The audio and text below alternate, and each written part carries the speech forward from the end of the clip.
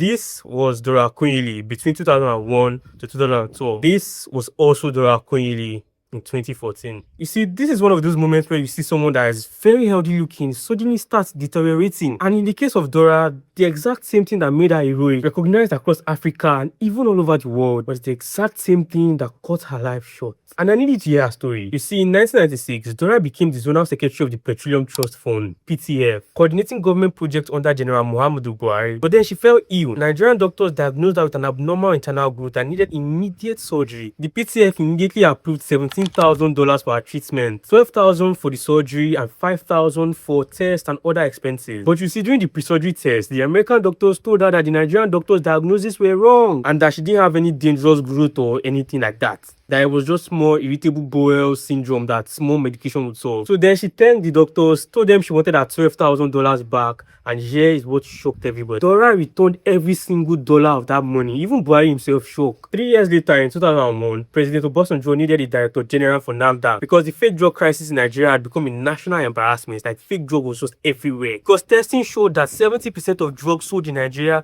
were counterfeits. Children were people were drugs looked real, cost money, but did nothing. Obasanjo needed somewhere that couldn't be bought, and someone recommended Dora. Rumors have it that it was Buhari, because some didn't shock the man.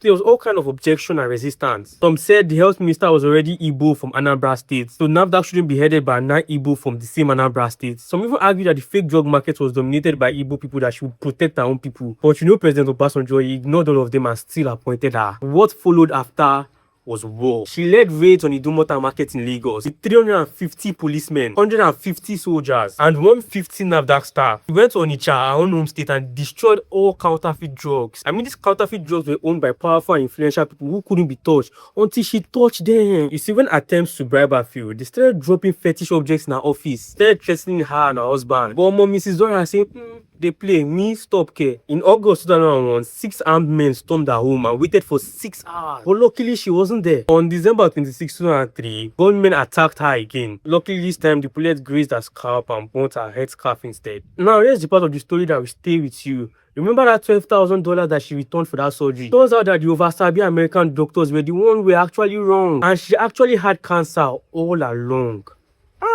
And the disease kept growing inside her unnoticed for over a decade. Through every raid, every assassination, every fake drug she destroyed, every life she saved, she died on June 7th, 2014 from cancer. She was 59 years old. And in 2021, 7 years after she was gone, her husband, Dr. Akunyili, was murdered in Anambra State. Maybe the people whose businesses she destroyed simply never forgot. The counterfeiters offered her everything.